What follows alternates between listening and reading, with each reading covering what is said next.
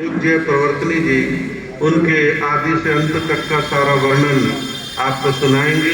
आप सभी ध्यान पूर्वक श्रवण करने का भाव रखेंगे।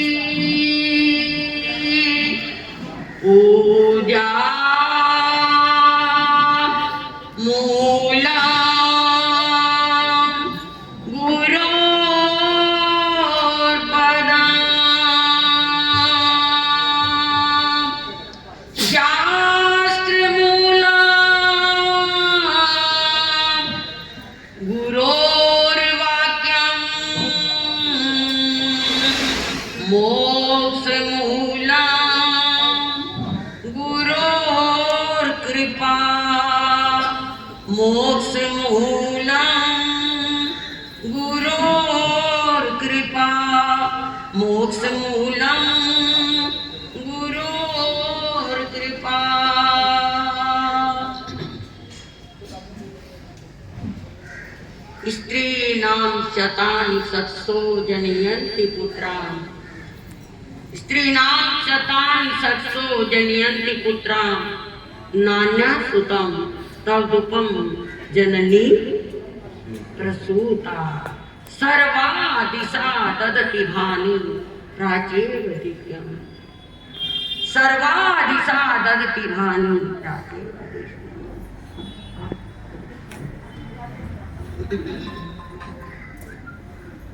है सत से माताएं ऐसी जो सत से ही पुत्र जने। पुण्य जगत में जननी है जो तुझसे सुत की मात बने। प्रत्येक दिशा ताराओं कोई निस दिन प्रकट किया करती है। आलोक पुंज सूर्य को केवल पूर्व दिशा ही जन्म दिया करती। जननी जने तू न जने, जननी जने तू नर जने। या दाता या सूर नहीं तू जननी ना जने। काहे गवाए नूर। आचार्य भगवान के मंगलमय आशीर्वाद पूज्य भाई प्रवर्तक श्री जी महाराज साहब राष्ट्र संत के पावन चरणों में, उपाध्याय प्रवर्तक संत सेतु जी महाराज के पावन चरणों में, महाशर्मन जी महाराज, सभी मुनिराज और सभी पूजा साधियों को अभिनंदन और इनके सभी के पावन मंगलमय शुभकामनाओं से आज मेरी ये अलग बुद्धि, आज मेरा ये अरब सा ज्ञान, छोटा सा ज्ञान गुरुओं ने इस काबिल समझा और मुझे संकेत दिया कि पूज्य आचार्य जी के विषय में आपको बोलना है। मैं गदगद हो गई, कृतकृत हो गई, क्योंकि मुझे लग रहा है उस महापुरुष के विषय में बोलना मेरे लिए अशक्य जैसा हो गया। क्या ज्ञान था उनका, क्या चारित्र था उनका और क्या दर्शन था उनका। मोक्ष के 3 स्तंभ हैं हमारे, मोक्ष के 3 स्तंभ हैं हमारे। सम्यक दर्शन ज्ञान चारित्रानी मोक्ष मार्ग।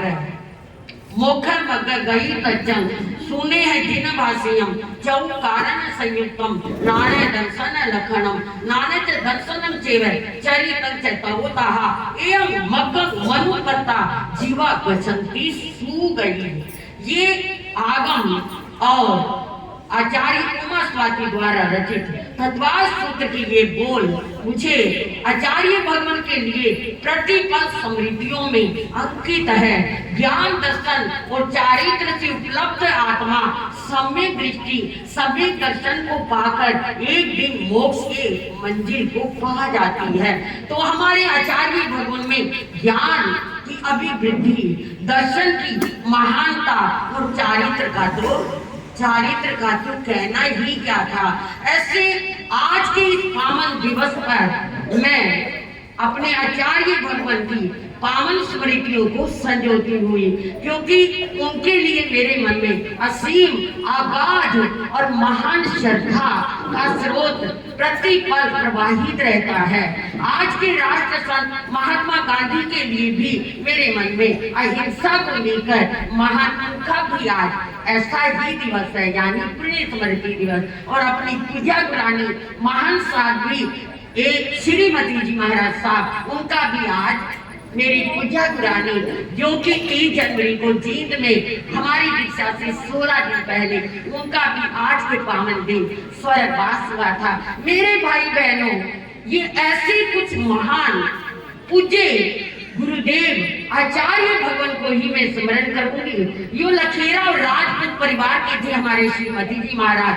लगभग 200 राजपूत लखेरा परिवारों को उन्होंने जेल बनाया, ये उनकी बहुत बड़ी बात है। और हम जैसे अमूढ़ अज्ञानी बांगर में, हरियाणा में एक ऐसे गांव में पैदा होने वाले कंकर जैसे व्यक्तियों को तलाश कर उन्होंने ये रूप दिया। ऐसे महागुरु के चरणों में वंदन। अब आइए हमारे पूज्य आचार्य भगवान हमारे संघ के सेतु कहे, हमारे संघ के माली कहे, हमारे संघ के पिता कहे, हमारे संघ के गुरु कहे, या हमारे संघ के भगवान कहे, कुछ भी कहे, वो सब शब्द उनकी याद में, उनकी स्मृतियों में आज क्या है, बहुत छोटे से लग रहे हैं। गुरुर ब्रह्मा गुरुर विष्णु गुरुर देवो महेश्वर, गुरु साक्षात परब्रह्मा तस्मै श्री गुरुवे नमः। ऐसे आचार्य परिवर आत्मा राम जी महाराज साहब, जिनका जन्म भाद्र शुक्ला द्वितीया यानी भाद्र शुक्ला द्वादशी को कहा हुआ, आषाढ़ शुक्ला पंचमी को दीक्षा, और जन्म कहा हुआ राहों में लुधियाना का एक छोटा सा गांव है। मेरा कई बार वहां जाना हुआ है। केवल एक ही बात को लेकर, क्या पता उनके चरण की रज कहीं से इस माथे को पावन कर दे, इस मन को पावन कर दे, इस दिल को ऐसा महान बना दे जैसे मेरे पूज्य आचार्य भगवान थे, संघ के मालिक थे। ऐसे आचार्य भगवान प्रथम पटधर थे। आचार्य भगवान प्रथम शास्त्रों की टीका लिखने वाले मेरे पूज्य आचार्य भगवान। क्या टीका, जो तो टीकाएं अमोलक ऋषि जी महाराज साहब, आचार्य घासीलाल जी महाराज साहब, हमारे पूज्य महान संत युवाचार्य श्रीमल जी, अनेकों ने आचार्यों की यानी आगमों की टीका लिखी। पर आज भी जो टीका आचार्य भगवान की शुद्ध हिंदी में है, वो आप जो पढ़ते उन्हें पता लगता है। ऐसे आचार्य परिवर का जन्म राहों की उस राहों नगरी में, जिसने हमारे संघ को राह दी। चोपड़ा परिवार में पिता मनसाराम, माता परमेश्वरी देवी की पावन कुक्षी से भाद्र शुक्ला द्वादशी को जन्म हुआ। समय आया, 2 साल की आयु थी, माँ की मृत्यु हो गई। जैसे तैसे परमेश्वरी चली गई। पिता ने ध्यान देंगे सभी, पिता ने बड़े प्यार लाड से माँ की कमी को पूरा किया, मगर अभी बालक 8-9 साल का था। पिता मनसाराम भी चल बसे। ऐसे में क्या करे वो बालक, दादी माँ ने पूरा दोनों माँ बाप का प्यार देने में कोई कमी ना रखी, मगर 2 साल भी नहीं बीते होंगे कि दादी माँ भी चली गई। बालक अनाथ जैसा हो गया। क्या सुंदर चांद जैसा क्या है मुखड़ा, क्या व्यक्तित्व था आचार्य श्री जी का, क्या गौर वर्ण, क्या क्या है आँखना, यानी बाह्य व्यक्तित्व तो था ही, पर भीतर के व्यक्तित्व में भी कोई कमी ना थी। ऐसा बालक दर बदर चलने लगा, कभी कहीं जाता पंजाब की नगरी में, कभी होशियारपुर तो कभी तलवाड़ा तो कभी कहीं यहाँ वहां भटकते हुए एक बार किसी जैन परिवार का सहारा मिला और वो जैन परिवार उस बालक जिसे संसार से एक घृणा जैसी हो गई थी, नस्वरता का अनुभव हो गया था, असार था, कुछ जान गया था, उस बालक की उंगली पकड़ी और पूज्य शालिग्राम जी महाराज साहब जो हमारे संघ के उत्तरी भारत के महान संत थे उनके चरणों में ले आया। शालिग्राम जी महाराज पूज्य साधुओं के प्रमुख संत आचार्य पूज्य श्री शालिग्राम जी महाराज ने जब बालक को देखा, क्या देखा, क्या देखा, वो देखते ही रहे। क्या भव्य चेहरा था बालक का।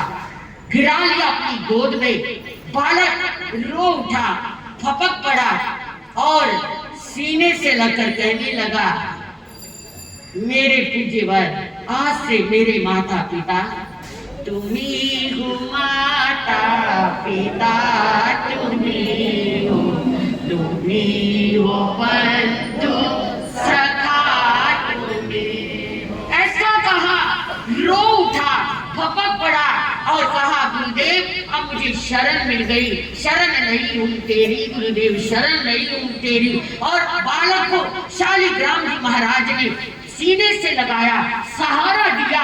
12 साल की आयु थी उस समय बालक की और चलते हुए वो चातुर्मास बनूड, छत बनूड जिसे कहते हैं, वहां का था और वहीं पर ही आषाढ़ शुक्ला पंचमी विक्रम संवत 1951 में आचार्य पूज्य शालिग्राम जी महाराज साहब ने बालक को एक वृक्ष के नीचे, आज तो हम कितनी मनुहार करते हैं, करनी ही चाहिए, शासन की प्रभावना है, शासन के 8 अंगों में ये भी एक अंग है, लेकिन वो जमाना था और वो काम था बनूड का। मैंने उस पेड़ को देखा है, मैंने वहां पर 5-4 मिनट के लिए उस पेड़ को भी धन्यवाद दिया।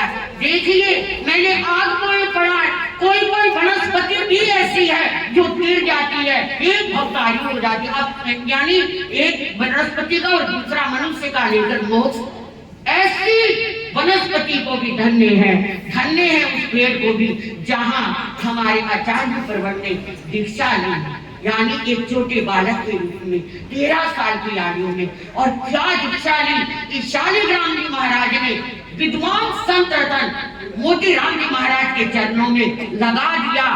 जो विद्वता ली जहां जाते थे लोग पीछे लग जाते थे भव्य व्यक्तित्व के कारण, और क्या है, और उनकी विद्वता के कारण। कहते हैं अमृतसर में पुष्पोलाल जी महाराज के चरणों में जैसे ही गए, उनकी विद्वता, उनकी विनयशीलता और उनके चाहे ज्ञान और सब कुछ को देखकर, चारित्र को देखकर आचार्य श्री जी ने तुरंत उन्हें उपाध्याय पद से अलंकित कर दिया। फागुन शुक्ला षष्ठी 1959 अमृतसर में आज क्या किया, हमारे पूज्य आत्मा राम को क्या बना दिया, बोलिए उपाध्याय पर्वत पूज्य श्री आत्मा महाराज की उपाध्याय पद पर अलंकृत कर दिया और कहा ये हमारे समाज के ऐसे संत रत्न है जो एक नई दिशा देंगे। और समय आया, सचमुच वो सौभाग्यशाली घड़ियां आई कि आचार्य आत्मा राम जी महाराज उपाध्याय पद से अलंकृत होकर इतना उपदेश देते हुए रोपड़ में पधारे। अब जब जैसे उपाध्याय थे और जवानी की उम्र थी, एक पादरी उनके भव्य व्यक्तित्व से प्रभावित हुआ और एक दिन अपनी एक सुंदर लड़की, 3 लड़की थी, बड़ी भव्य कन्या जिसे मेम कहे, आज के जमाने में तो अंग्रेज की बेटी मेम ही होती है, लेकर के चरणों में लाकर खड़ा किया। वो मेम भी बड़ी समर्पित थी, वो मेम भी चाहती थी ऐसा, ये जैन का पादरी है, मुझे ऐसा पति मिले। अब वो भी आ गई और पादरी ने लाकर कहा कि आप पूज्यवाद स्वीकारें मेरी बेटी को, ये मेरी बेटी आपको मन से वरण कर चुकी है और मैं भी चाह रहा हूँ आप जैन के पादरी हो और इस बेटी को आप स्वीकार करो। जब ये सुना उपाध्याय पर्वत, सुनिए, चाहूंगी आज के उन युवकों से, आज की उन बहनों से शिक्षा लो। क्या थे हमारे संत, क्या थे हम, कैसा था हमारा चारित्र। इतनी सुंदर लड़की को देखकर आंखें नम किए हुए उपाध्याय पर्वत ने कहा, पादरी जी, ये बच्ची तो मेरी बहन है। क्या कहा? सोचिए, ये आंखें हैं, ये आंखें हैं जो गिरा भी देती है, ये आंखें हैं जो चढ़ा भी देती है, ये आंखें हैं जो रुला भी देती है, और ये आंखें हैं जो हंसा भी देती है। एकदम देखा और देखकर कहा, बहन, आप मेरी बहन हो, मेरा ये पूरा जीवन मेरे संग के प्रति समर्पित है, और मेरा चारित्र मेरे लिए है, किसी और के लिए नहीं। बहन, आपने मेरे चारित्र बल में बढ़ने के लिए हिम्मत देनी है मेरी बहन। क्या थे वो नन्हे से बाहर, चढ़ती हुई 20-22 साल की आयु, और क्या था उनका चारित्र। अभी हमारे मुनिराज 2-3 दिन पहले बता रहे थे, wealth is lost, nothing is lost, health is lost, something is lost, character is lost, everything is, कुछ भी नहीं बच पाता। ये भारत की भूमि चारित्र को पूजा करती है। इन अमेरिका में tailor makes a man gentleman, but in India character makes a man gentleman. यहाँ तो चारित्र की पूजा है, गुण गाए जाते हैं, और भी उत्तम चारित्र बढ़ता गया उपाध्याय श्री जी का, और बढ़ते चले गए। वो समय भी आ गया।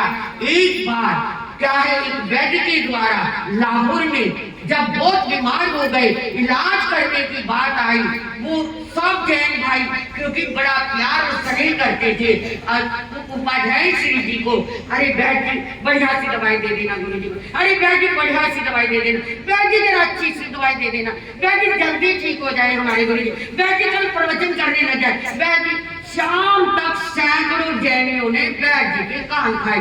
इतना गुस्सा आ गया, उठाकर जहर की पुड़िया दी। समझ रहे हो?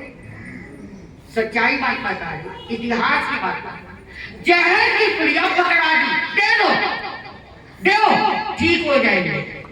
आप बड़े भाव और भक्ति से भगत भागे, गुरुदेव जल्दी ले लो, आपको ये अतिसार का रोग यानी पैचिस लगी हुई है, बहुत ज्यादा क्या है, शरीर कमजोर हो चुका है। अब वो तो संत तो जहर को भी अमृत बना देती है, आपको पता ही है। वो जहर की पुड़िया नहीं, और क्या है, बीमारी तो जहर की पुड़िया चाहे जहर की हो, मगर आचार्य श्री तो स्वस्थ हो गए, और क्या है, लेकिन उनकी आंखों पर क्या आ गया, असर आ गया। मगर उनकी विद्वता, वो चलती फिरता पुस्तकालय, चलती फिरती लाइब्रेरी, अब आंखों से थोड़ा। और ऐसे समय में पंजाब लुधियाना के लोगों ने विनती की और विनती कर ले आए, और ऐसे वक्त में हमारा ये संघ कितना महान है, कितना उत्तम है। जहाँ श्रद्धा और समर्पण की बहती है निर्मल धारा, ये सरमन संग हमारा, ये सरमन संग हमारा। देखिए कितनी बड़ी बात, कहाँ सम्मेलन हो रहा है और कहाँ क्या है। लुधियाना में उपाध्याय श्री जी विराजमान है, अनेकों साधु साध्वी जिन्होंने अपने आचार्य पद से क्या कर दिया है, त्याग पत्र दे दिया है। एक नहीं, दो नहीं, अनेकों मत, अनेकों संप्रदाय, अनेकों अपने आप को आचार्य मानने वाले, अनेकों ने समर्पित भाव से पूरे संघ को कहा, हम समर्पण करते हैं। जैसे आज देश में एक आवाज है ना, एक देश एक वोट, जैसे ये आवाज है ना, ऐसे ही आवाज उठी, एक एक आचार्य, संघ का एक आचार्य, स्थानकवासी का एक आचार्य। और उसी समय में all India Jain conference Sthanakvasi का क्या हुआ था, यानी गठन हुआ था। ऐसे में जब मांग आई तो सभी के ध्यान कहाँ उठ गया, आचार्य उपाध्याय आत्मा राम की उनकी विद्वता, क्योंकि संघ के प्राकांड मुनिराज हमारे पूज्य परिवार, हमारे प्रवर्तक पंडित शुक्लचंद जी महाराज, अनेकों हमारे पंजाब के श्री प्रसिद्ध वक्ता श्री प्रेमचंद यानी पूरे हमारी विभूति वहां पर गए हुए थे। ऐसे वक्त में, ऐसे समय में एक आवाज उठी और प्रथम पटधर के रूप में आचार्य परिवार पूज्य श्री उपाध्याय परिवार श्री आत्माराम जी महाराज साहब को क्या बना दिया गया, बोलिए आचार्य परिवार प्रथम पटधर पूज्य श्री आत्माराम जी महाराज की। ये चैत्र शुक्ला त्रयोदशी संवत 2003 लुधियाना, ऐसे उन्हें आचार्य बनाया। एक बार श्वेतांबर मूर्ति पूज्य की महासाध्वी मिर्गावती जी महाराज साहब आचार्य प्रभु के दर्शनों के लिए आई और आकर के नतमस्तक होकर कहने लगी, आज मुझे पूज्य गुरुदेव आचार्य भगवान 2-3 आगमों में कुछ शंकाएं हैं और मैं आपके चरणों में निवारण करना चाहती हूँ। आचार्य श्री देख नहीं पाते थे, उन्होंने पास खड़े हुए अपने शिष्य महान संत रतन पूज्य गुरुदेव उत्तर भारतीय परिवर्तक भंडारी श्री पदमचंद जी महाराज साहब को क्या कहा, जाओ पदम भंडारी ये आगम निकाल लाओ। गए, इसीलिए उन्हें भंडारी कहते थे, वो आचार्य के भंडारी थे, ले आए। अब साध्वी जी को आगम पकड़ा दिया और आचार्य जी क्या कहते हैं, महासचिव जी इस पेज के ऊपर इतना नंबर गाथा और ये आगम की गाथा को देख लीजिए। पल भर के लिए मिर्गावती जी महाराज सुन रह गए और जब सभी शंकाओं का निवारण हो गया तो उन्होंने कहा, ये चलती फिरती लाइब्रेरी है, स्थानकवासी की महासंपदा है ये आचार्य, और नतमस्तक होती हुई चली गई। काश इतनी विद्वता, इतनी विद्वता, इतना ज्ञान और इतना बड़ा क्या है दर्शन। अब दर्शन की बात बताती हूँ। आचार्य पर्वत की यानी पौड़ियों से अचानक आंख स्लिप होने से संतों के संभालने पर भी गिर पड़े और कूल्हे की हड्डी क्या हो गई, खिसक गई, टूट गई, कुछ भी समझ नहीं थी। बड़े बड़े डॉक्टरों को लुधियाना में सीएमसी हॉस्पिटल सबसे बड़ा था उस समय का, अंग्रेजों का हॉस्पिटल था, बुलाया गया डॉक्टर वर्जन को और बुलाकर दिखाया गया। वो कहने लगे कि सिवाय ऑपरेशन के कुछ नहीं होगा। पहले तो आए और आकर चरणों में नमन किया डॉक्टर ने, पूरी टीम ने, और कहा, मुनिराज क्या वेदना है, कहाँ वेदना है? मुस्कुरा दिए और मुस्कुराकर पता क्या कहा, सुन सकते हो? आज तो हम भी कहते हैं हमें ये दुख रहा, हमें सिर दुख रहा, पैर दुख रहा। नहीं साधु को तो कभी कोई वेदना नहीं होती और मैं भी ये अनुभूति करती हूँ। अगर अपने आत्म पर विश्वास है, साधना पर विश्वास है, बड़ी से बड़ी बीमारी भी कुछ बिगाड़ नहीं सकती। मैं कहती हूँ डंके की चोट पर कोई बीमारी नहीं। आचार्य श्री जी ने पता क्या कहा, डॉक्टर साहब मुझे तो कोई बीमारी नहीं, मुझे तो कोई तकलीफ नहीं।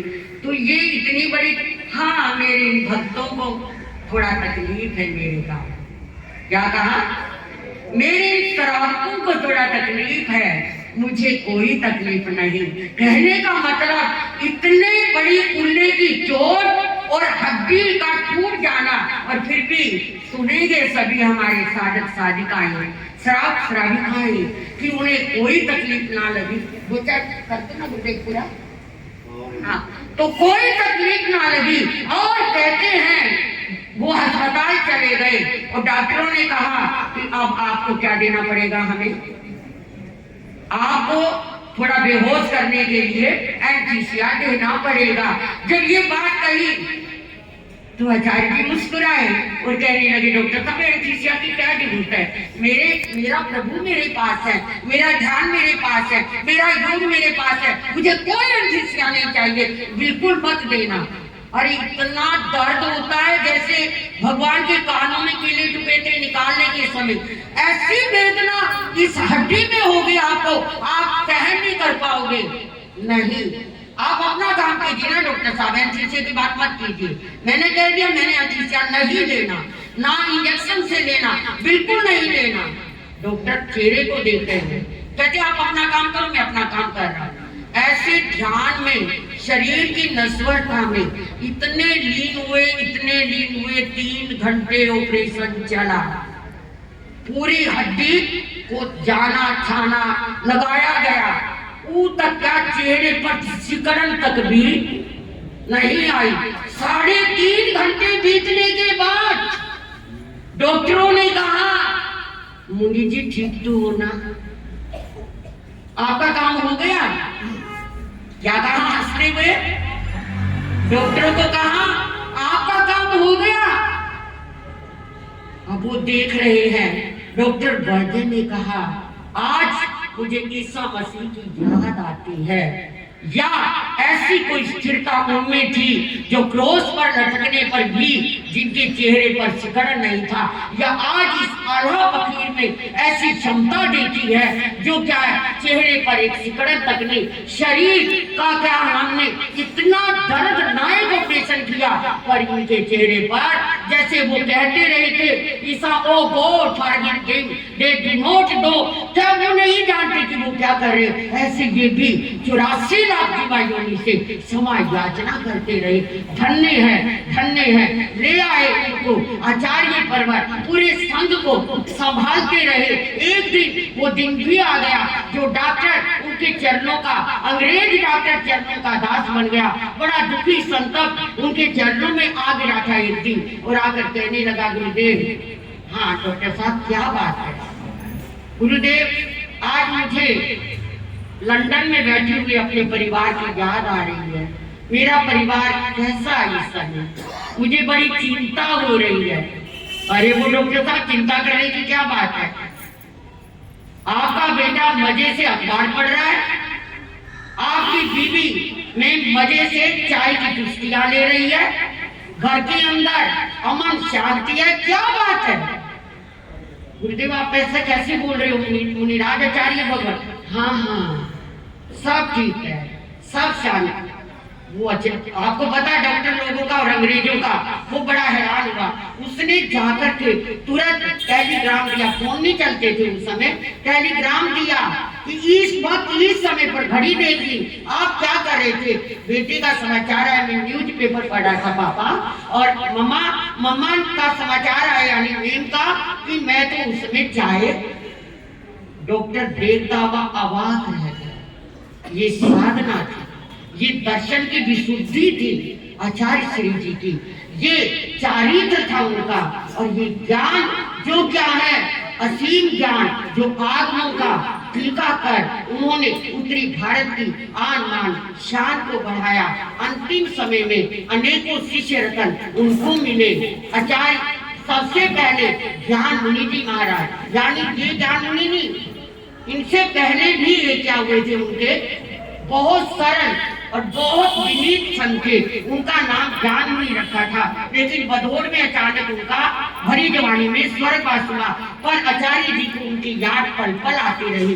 उसके बाद हमारे महान संत रतन, बहुत ज्ञानी हेमचंद्र जी महाराज से हमने भी आगम पढ़े हैं, और ऐसे ही उनकी चरण शरण में महान आगम ज्ञाता वादनाचार्य उपाध्याय श्री मनोहर मुनि जी महाराज साहब, लेकिन ज्ञान मुनि की कमी आचार्य श्री जी को खलती रही, इसलिए छोटे लाडले चेले का नाम उन्होंने क्या रखा, ज्ञान मुनि।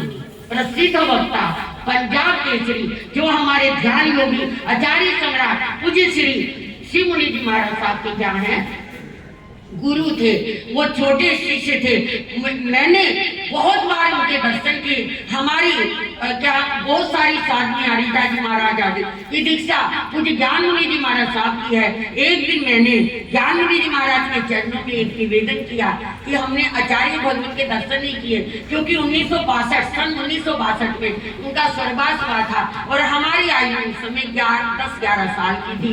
तो हमने कहा गुरुदेव उनके विषय में कुछ बताओ तो सही, कुछ तो बता दो, हमारा मन है, हम चाहते हैं कुछ सुनना। तो जी हमारे ज्ञान मुनि जी महाराज साहब ने फरमाया था, प्रसिद्ध वक्ता जी ने, आचार्य श्री जी के गुरुदेव ने, कहते सती जी एक दिन रात को मुझे भयंकर सिर में दर्द हो गया, इतना दर्द कि बेहोश होने की नौबत आ गई। मैं उठा और मालिक के पास, यानी गुरु जी को मालिक कहते थे, मालिक के चरणों में गया, गुरुदेव ना तो रात को कोई दवा ना कोई इंजेक्शन, फरमाओ ना। कहते क्या हुआ क्या? अरे सिर में भयंकर दर्द हो रहा गुरुदेव। कोई बात नहीं। चरणों में रखा, 2 बार पाठ पढ़ा और क्या सिर का दर्द छू मंत्र हो गया। कहते हैं ज्ञान मुनि जी फरमाते थे कि मैंने उनसे पूछा, गुरुदेव आपकी इतनी शक्तियां हैं, क्या हमें भी कुछ प्रदान करोगे? बेटा मैं तो दे दूंगा। कहते कि मैं ध्यान में बैठ गया और आचार्य श्री जी ने इतनी शक्तियां, देवी देवता उनके चरणों में आकर गिरने लगे और मैं तो डर के कांपने लगा। और मैंने कहा गुरुदेव आपकी शक्ति आप ही संभालो भाई, मैं नहीं ले सकता। कहते उन्होंने मुझे अनेकों विद्याएं देवताओं को जानने की दे दी, पर मैंने उनके चरणों में हार मान कर कहा गुरुदेव मैं इनको सामने सहन नहीं कर सकता। क्या शक्ति रही होगी? देखिए वही आचार्य आत्माराम जी महाराज साहब थे, जब 1945 में जब देश की आजादी थी और सारा भावड़ खाना, शाहकोट, रावलपिंडी और लाहौर का सब चरणों में गिर गया।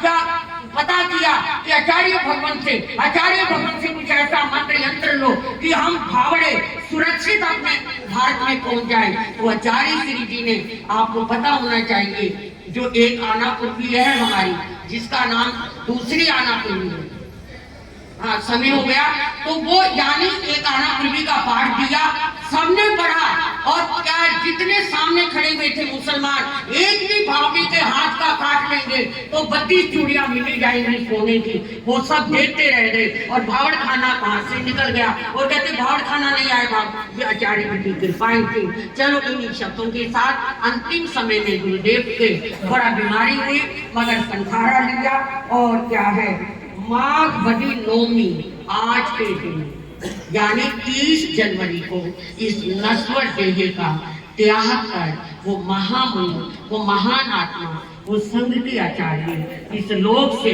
इस देह से प्रयाण कर गए। पर हमारे लिए आज भी वो जिंदा है। पूज्य गुरानी जी और आज के महात्मा गांधी, हम तुम्हें ला नहीं सकते, तुम आ नहीं सकते। हे पूज्य गुरुदेव, हम तुम्हें ला नहीं सकते, हमें इतनी शक्ति नहीं, तुम आ नहीं सकते, तुम्हें हम ला नहीं सकते। और लाख कोशिश करने पर भी श्रीनगर वासियों, हम अपने पूर्वजों को भुला ओम शांति। कुछ भी उनके लिए बोला गया हो तो क्षमा करेंगे। समय का अति करना